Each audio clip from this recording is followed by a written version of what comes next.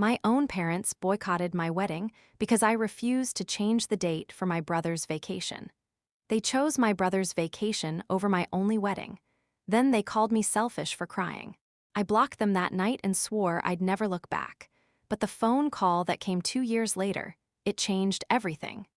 My name is Amelia. And this is the story of how my own parents erased me from their lives because I refused to move my wedding date for my brother's vacation. I know how that sounds, like a joke, like a bad sitcom plot, but it's not funny. It's the kind of pain that rewires your soul. The kind that makes you question every memory, every hug, every I love you ever heard. It started with a date. October 12th. That was supposed to be my day. The day I married the love of my life, Daniel. We had been together for 6 years. He held my hair back when I had food poisoning. He drove 4 hours in a blizzard just to bring me soup. He remembered my coffee order after our first date and never forgot it again. He was the kind of man my mother used to say she prayed for. But prayers, I learned, have expiration dates. Or maybe they were never really about me. I was 28 when I got engaged. Daniel proposed in our tiny kitchen, with scrambled eggs burning on the stove and my hair in a messy bun. It was imperfect and perfect all at once. I said yes before he even finished the sentence. He got down on one knee in his pajama pants, holding a ring box that had fallen behind the couch 3 months earlier. He had been waiting for the right moment, he said. But then he realized that life doesn't give you perfect moments. You have to make them. So he made one. With burnt eggs and tears in his eyes and my heart pounding so loud I could hear it in my ears. We set the date for October 12th. That was the only Saturday the venue had open for the next 14 months. It was a small barn-turned wedding space in Vermont where we had our first trip together. We had gone there during a rainy weekend, hiked muddy trails, and shared a single umbrella. It meant something to us. It meant everything. I called my mother the next morning. I was shaking with excitement. I could already hear her screaming through the phone before she even picked up. I had imagined this call 1,000 times. She would cry. She would say, "My baby is getting married." She would start planning the mother of the bride dress immediately. That's what I thought. "Mom, we set a date, October 12th. There was a pause, a long one. The kind of pause that feels like a held breath before someone tells you something terrible. "October 12th, she said slowly. "Yes, isn't that perfect? Fall colors, crisp air, the leaves changing. We can do hot cider and... Amelia, that's the week your brother's family is going to Cancun." I laughed. I actually laughed. Because surely she was joking. Surely she wouldn't say what I thought she was about to say. This was my wedding, my one wedding. She wouldn't make it about Mark. "Okay," I said, still laughing a little. "He can still go. I'm not asking him to miss his trip. Just to miss one day of it. He can fly in for the wedding and fly back. People do that all the time." He booked everything non-refundable. The flight, the resort, the excursions, non-refundable, Amelia. Do you know how much that costs? He saved for 2 years for this trip. I stopped laughing. "So change the date of your wedding?" she finished. I stopped breathing. "Mom, you want me to move my wedding date because of a vacation?" "It's not just a vacation. It's your brother's first big family trip with his wife and your nephew. You know how hard he works. He needs this. He's been under so much stress at work. His back has been hurting. The doctor said he needs to relax." I remember pressing my phone so hard against my ear that it hurt. "And I don't need my wedding. The day I've been planning in my head since I was a little girl. The day you used to talk about with me over cups of tea. Remember, you used to say, 'When you get married, I'll cry the whole time.' Remember that, Mom?" She sighed. That heavy, disappointed sigh that she always used when I wasn't being reasonable. I knew that sigh better than I knew my own heartbeat. "Amelia, be reasonable. Family is about flexibility. You know your brother has always been sensitive." Sensitive. That was her word for him. The word she used when he threw tantrums as a teenager and broke a lamp. The word she used when he dropped out of college and she blamed his roommates instead of him. The word she used when he forgot my birthday for the 7th year in a row and she said, "You know how he is. He just gets so busy." Sensitive meant golden. Sensitive meant untouchable. Sensitive meant that my entire childhood I learned to shrink so he could take up all the space. I learned to be quiet at dinner so he could talk. I learned to give him my dessert because he needed it more. I learned to accept hand-me-down gifts while he got new everything. I learned that my feelings were optional and his were mandatory. I didn't say yes. I didn't say no. I said, I'll talk to Daniel and call you back. That night, Daniel held me as I cried. Not because I was sad about the date, but because something inside me already knew that this wasn't about a vacation. It was about who mattered more. And it wasn't me. It had never been me. Daniel kissed my forehead and said, we're not changing the date. This is our day. He can fly in for one night. Cancun to Vermont is a 3-hour flight. He can do it if he wants to. But that was the thing. He didn't want to, and my parents didn't want to make him. They never made him do anything. They only made me. I called my mother back 2 days later. I had practiced the words in the mirror. Calm, firm, kind. I had written them down on a sticky note and stuck it to the bathroom mirror. Calm, firm, kind. I repeated it like a prayer. Mom, we can't change the date. The venue is booked solid for over a year. We'd have to push the wedding to next spring, and Daniel's grandmother is sick. She has cancer, Mom. The doctors don't know if she'll make it another 6 months. We want her to be there. We need October 12th. Her voice turned cold. The kind of cold that freezes you from the inside out. The kind of cold that makes you feel like you're standing outside in January with no coat. So you're choosing a date over your own brother? Over your nephew? Over family? I'm not choosing a date. I'm choosing the day Daniel and I start our lives together. He can come for the wedding and fly back the next morning. I'll even pay for his flight change. I'll pay for the whole thing, first class if that's what he wants. He doesn't want to cut his vacation short. It's his first real break in 2 years. He's been working so hard, Amelia. You don't understand because you don't have a stressful job like he does. I worked 60 hours a week as a nurse. I held dying people's hands for a living, but sure, his marketing job was more stressful. And it's my only wedding, I said quietly. My only one, Mom. Silence. Then my father's voice came on the line. He never got on the phone, ever. He was the silent type. The kind who let my mother do all the talking and then nodded along like he had no spine of his own. But there he was. Amelia, your mother and I have decided that if you don't move the date, we won't be attending the wedding. I thought my heart stopped. I literally put my hand on my chest to check if it was still beating. The room spun. I sat down on the floor. What did you say? We can't support a decision that hurts the family. Your brother is heartbroken. He feels like you don't care about him. He cried last night, Amelia. He cried. He's heartbroken, over a vacation. I'm the one getting married. I'm the one who's supposed to have her parents at her wedding. Then act like it, my father said. His voice was hard, harder than I had ever heard it. Marriage is about sacrifice, about putting others first, about being selfless. You're being selfish and we won't reward that. I hung up. I didn't mean to. My thumb just pressed the red button like it had a mind of its own. I sat on the kitchen floor for an hour. Daniel found me there. He didn't ask questions. He just sat down next to me and held my hand. For 3 weeks, I tried everything. I called my brother Mark. He said, and I quote, "You've always been selfish, Amelia. This is just who you are. Mom and Dad have always known it. I've always known it. You only think about yourself." I reminded him of the time I gave him my car when his broke down. The time I co-signed his student loan. The time I babysat his son for 2 weeks while he and Jessica went to couples therapy. He said, "That's what family does. You don't get a medal for it." I called my sister-in-law, Jessica. She said, "I don't want to get in the middle. Mark is my husband. I have to support him. You understand, right?" I called my aunt, my mother's sister. She said, "You know how your mother is. Just change the date to keep the peace.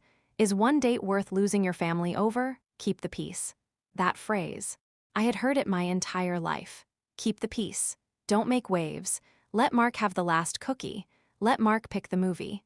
Let Mark have the bigger bedroom even though you're older and need more space for studying. Let Mark have your college fund when he decides to go back to school after you already paid for 2 years of your own tuition. Let Mark have your parents' attention, their praise, their love, their money, their time. And I had. For 28 years, I had kept the peace. I had swallowed my anger until it turned into migraines that lasted 3 days. I had bitten my tongue until it bled. I had smiled at family dinners while Mark talked over me, while my parents laughed at his jokes and ignored my stories. I had sat quietly at Christmas while he opened gift after gift and I got socks. Again, but this was my wedding. This was one day, One day that was supposed to be about me and Daniel, not about Mark's vacation, not about my parents' precious peace, not about keeping everyone else happy while I drowned, so I said no. I said no to changing the date. I sent out the invitations. October 12th, our venue, our day, our choice. My mother called me 2 weeks before the wedding. I almost didn't answer. But some deep, stupid part of me still hoped. Some little girl inside me still believed that if I just held on long enough, my mother would wake up and choose me. "Amelia," she said. "No hello, no how are you, just my name like a warning. Hi, Mom. We're not coming, your father and I have discussed it. We can't be part of something that excludes your brother. It would be a betrayal of him. He's excluding himself. He chose a beach over his sister's wedding. He chose a piña colada over seeing me say, I do. He chose his family's well-being over a date. His wife needed that vacation. His son needed that vacation. He needed it. You're the one making it about you. I'm his family too, Mom. I'm his sister." Silence. Then the words that broke me, the words I still hear in my nightmares. The words that play on a loop in my head every time I think about calling her.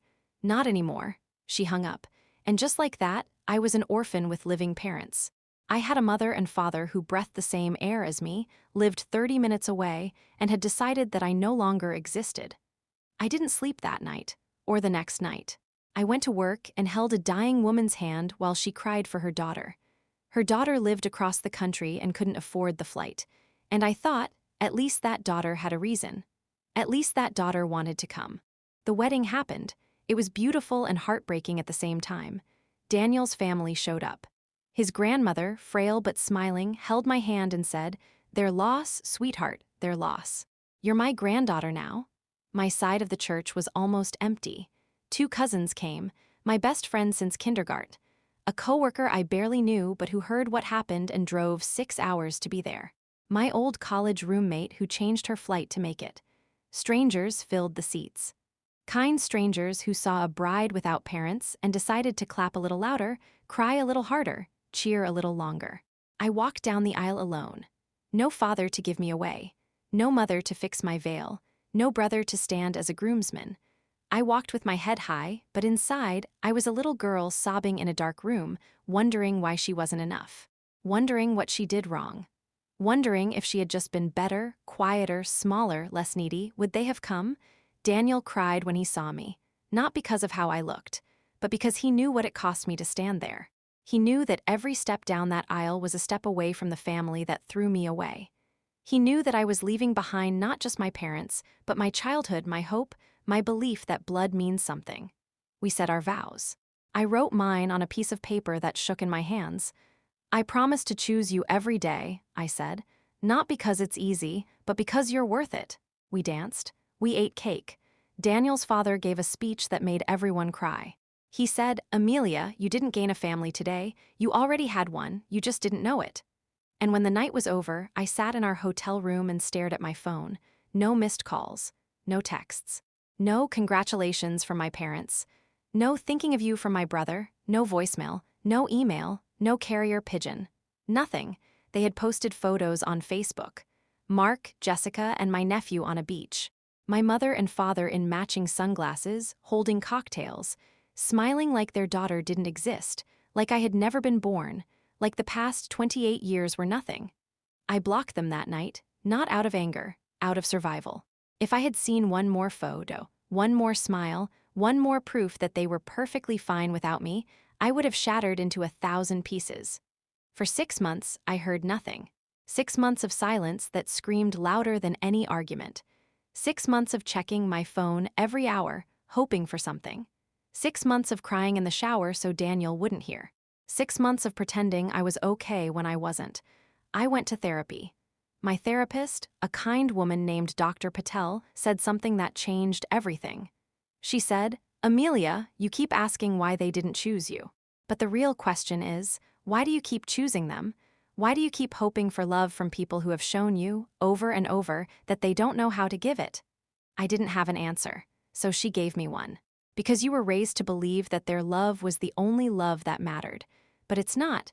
You have Daniel, you have friends, you have yourself. That's enough. That has always been enough. I cried in Daniel's arms that night. He didn't say a word. He just held me, And for the first time in months, I felt something besides pain. I felt hope. I stopped sleeping. I started having panic attacks every time I saw a mother and daughter shopping together.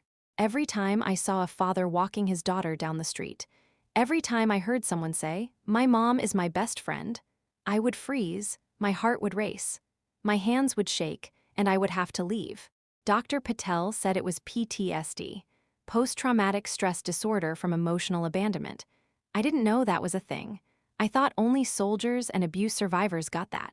But she said, emotional abandonment is its own kind of war, Amelia, and you've been fighting it your whole life. Then, the phone rang. It was my aunt, the same one who told me to keep the peace. The same one who said, "You know how your mother is. Amelia, your mother is in the hospital." My blood turned to ice. My hands went numb. The room tilted. What happened? Stroke. She's stable, but she's asking for you. She's been asking for you for 3 days. They didn't want to call because they knew you weren't talking to them, but I told them I had to. You have to come, Amelia. I laughed, a bitter, broken laugh that scared even me. She asked for me. The daughter she disowned because I wouldn't change my wedding date for a vacation. The daughter she told, not anymore. That daughter. Amelia, please, she's your mother. She's in the hospital. She could die. She stopped being my mother the day she chose a beach over my wedding. The day she chose my brother's vacation over my only wedding. The day she told me I wasn't family anymore. She made a mistake. People make mistakes. This wasn't a mistake. This was a choice. 1,000 choices, a lifetime of choices, and I'm done paying for them. I hung up. And then I sat in my car for an hour, crying so hard I couldn't see. Because even after everything, a part of me wanted to go. A part of me wanted to run to that hospital and hold her hand and pretend none of it happened. A part of me was still that little girl who just wanted her mommy. But I didn't. I drove home. I told Daniel. He held me and didn't say a word. He just let me cry. He just let me be broken. A week later, my father showed up at my door. He looked old, older than I remembered. His hair had gone completely gray. His eyes were red, his hands shaking. He had lost weight. His clothes hung off him like he was a skeleton wearing a costume. "Amelia," he said, his voice cracked. "Your mother wants to see you. She's not doing well. The doctors say she might have another stroke, a bigger one. She might not make it. She made her choice, Dad. She chose Mark. She made a mistake. We both did. We were wrong. We were so wrong, Amelia." "A mistake. You boycotted my wedding? You called me selfish. You told me I wasn't family anymore. You posted photos on Facebook of yourselves smiling on a beach while your daughter walked down the aisle alone. That's not a mistake. That's a choice. That's cruelty." He started crying.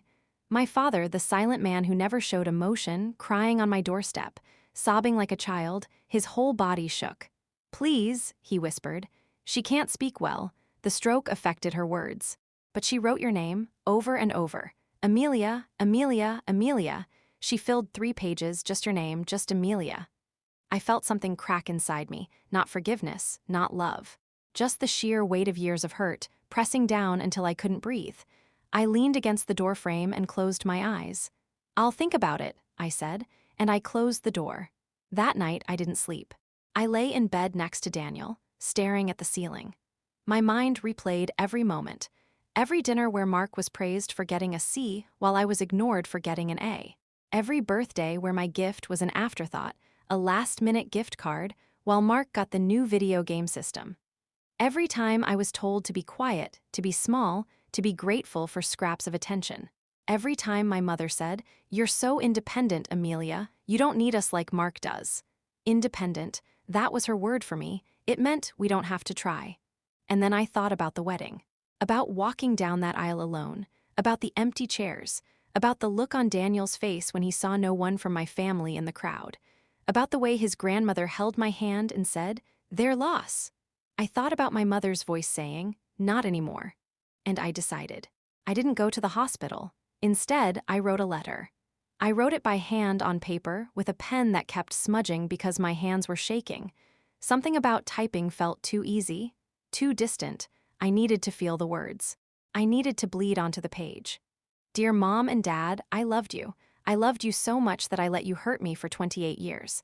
I let Mark be the sun, and I was just the moon, reflecting his light. I thought if I was good enough, quiet enough, flexible enough, small enough, you would love me the same way. You would see me, you would choose me. But you don't. You never did. And I finally understand that it's not my fault. It was never my fault. It was never about me being not enough. It was about you being unable to love equally. It was about you having a favorite and refusing to admit it. You chose a vacation over my wedding. You chose Mark's comfort over my happiness. You chose to erase me because I finally stood up for myself, because I finally said, I matter too. I forgive you, not because you deserve it, but because I deserve peace. I deserve to stop carrying this anger. I deserve to sleep through the night without dreaming about empty chairs. But forgiveness does not mean access. It does not mean we go back to how things were. It does not mean I pretend nothing happened. I will not be coming to the hospital. I will not be coming to any family events. I am building a new family with Daniel, a family that chooses me every day without conditions, without guilt, without making me earn love that should have been free. Maybe one day we can heal, but that day is not today. Today, I need to protect myself.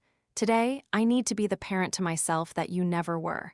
I hope you find the peace that you never gave me. I hope you look at Mark one day and see what you created. I hope it breaks your heart the way you broke mine. Love, Amelia, I mailed the letter. And then I blocked my father's number too. I couldn't take any more calls. Any more tears, any more guilt. Months passed. I heard through my aunt that my mother recovered slowly, that she cried when she read my letter, that she showed it to her therapist, that my brother called me every name in the book for abandoning them in their time of need, that my father fell into a deep depression, that Mark stopped visiting the hospital after the first week because it was too hard for him. Their time of need. Not mine, never mine. Daniel and I bought a house, a small one with a big backyard. We got a dog. A golden retriever we named Sunny because he was the opposite of my childhood. We talked about having children. Daniel said, "You're going to be an amazing mom because you know exactly what not to do." And slowly, the panic attacks faded. The sleepless nights became fewer. I started smiling again. Real smiles. The kind that reach your eyes. The kind that don't hide pain behind them. But then, 2 years later, I got another call. It was my nephew, Mark's son, Ethan. He was 12 years old. I hadn't seen him since he was 10. He had my brother's eyes, but his mother's kindness. I used to babysit him before the wedding, before everything fell apart. Aunt Amelia, his voice was small, scared, the kind of scared that makes your stomach drop. "Hey, buddy, what's wrong? Is everything okay? Grandma is really sick again. Grandpa says it's bad, like really bad. She's back in the hospital. And Dad left. He left us. He took all the money and went to Florida with someone named Tina. Mom is crying all the time. She can't pay the rent, and Grandpa keeps saying it's all his fault." I sat down on the floor. The world tilted. My heart pounded so hard I could feel it in my throat. "What do you mean he left? When? Where are you right now?" "I'm at Grandma and Grandpa's house. Grandpa is asleep in his chair. He's been sleeping there for 3 days. He won't eat. He won't talk. And Mom is at our apartment packing boxes because we have to move. She said we might have to live in a shelter." Tears streamed down my face, not for my parents, for this boy. This innocent boy who had done nothing wrong except be born to a man who was just like the parents who raised him. "Ethan, listen to me. I'm coming to get you. Stay where you are, don't go anywhere. I'll be there in 30 minutes. "Really? You're coming? Dad said you hate us. He said you never wanted to see us again." I closed my eyes and took a deep breath. "Your dad was wrong about a lot of things, sweetheart. I don't hate you. I could never hate you. You're my family." I drove to my parents' house that night, not for them, for Ethan, for that little boy who deserved better than the family he was born into. The house was a wreck, dishes in the sink, mail piled up on the counter, dust everywhere. My father sat in his recliner, staring at a dark TV. He hadn't shaved. He hadn't showered. He looked like a ghost. A ghost who had finally realized he traded his daughter for a son who didn't even stay. "Amelia," he whispered when he saw me. His voice was hollow, empty. "You came." "I didn't come for you. I came for Ethan." My nephew ran into my arms. He was crying. He was 12 years old and his world had collapsed, just like mine had on that wedding day. Just like mine had when my mother said, "Not anymore." I held him. I held him tight. And in that moment, I understood something terrible and beautiful. My parents had broken me, but I had healed. I had built something new. I had gone to therapy. I had cried 1,000 tears. I had learned to love myself. And now I had a choice. I could walk away and let them drown in the mess they created. I could say, "Not my problem, you made your bed." I could finally get the revenge I had fantasized about for years. Or I could save the one innocent person in this story. I could be for Ethan what no one had been for me. I chose Ethan.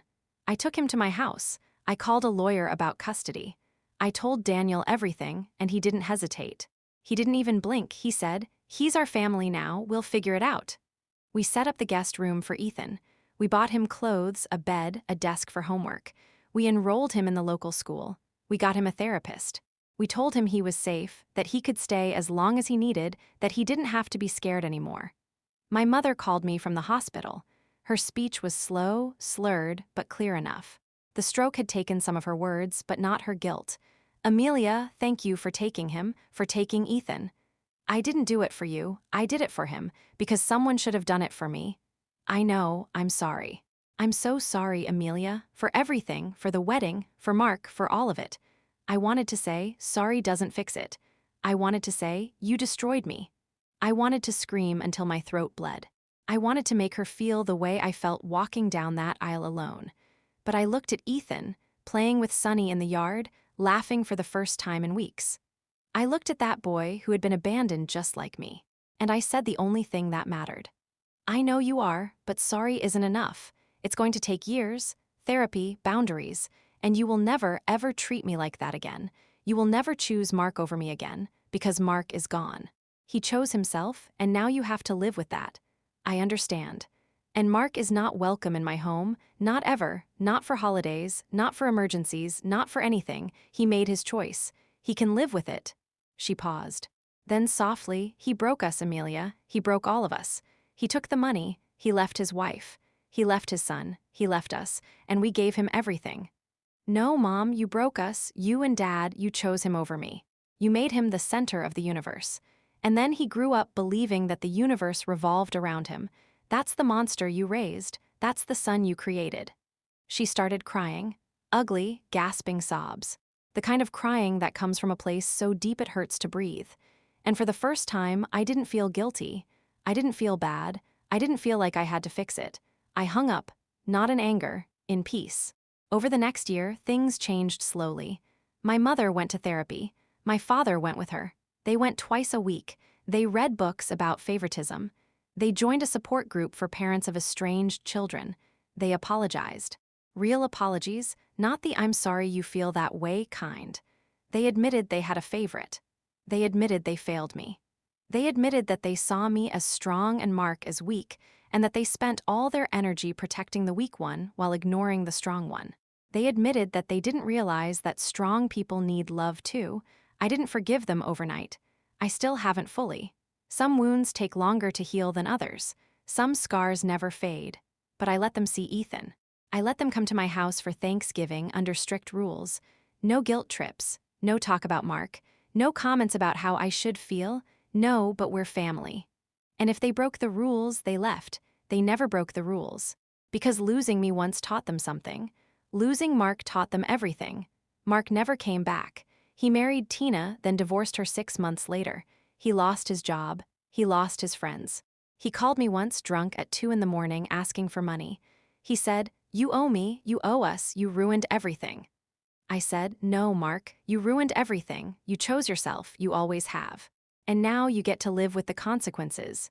He called me a bitch and hung up. That was the last time I heard his voice. My parents don't talk about him much.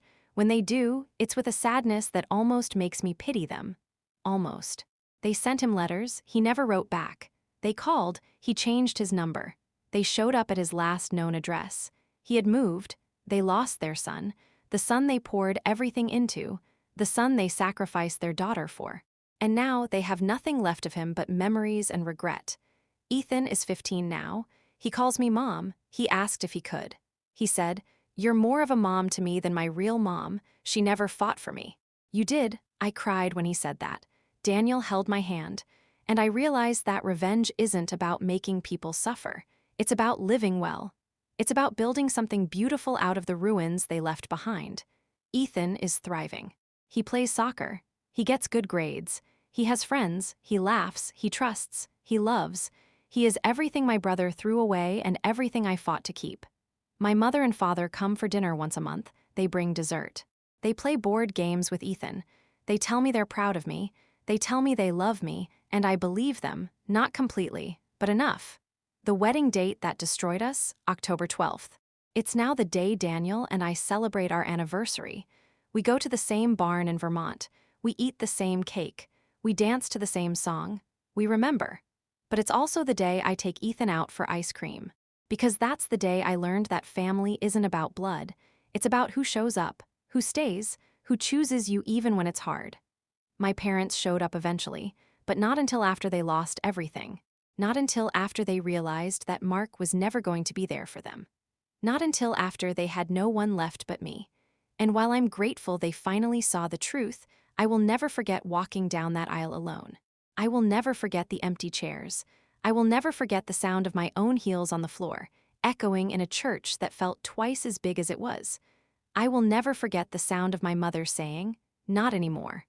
But I also will never forget the sound of my nephew laughing in my yard. The sound of Daniel whispering, "I've got you." The sound of my own voice, strong and clear, saying, "I deserve better." The sound of a 12-year-old boy calling me mom for the first time, because I did deserve better. And so does he. And so do you.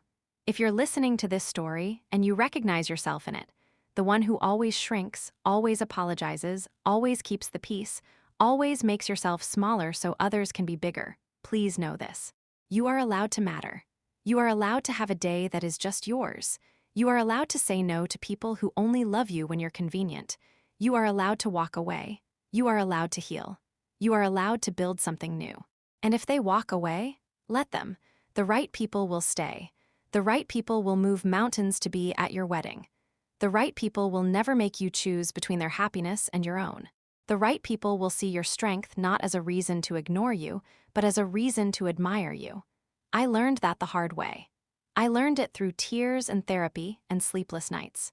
I learned it through walking down an aisle with no one beside me.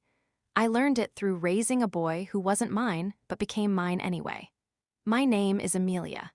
And this is the story of how my parents boycotted my wedding because I refused to change the date for my brother's vacation. It almost destroyed me, but in the end, it set me free. And now, every October 12th, I eat cake and I hold my family close. The family I chose, the family that chose me, and I don't look back. Because the best revenge, I learned, is not revenge at all. It's happiness.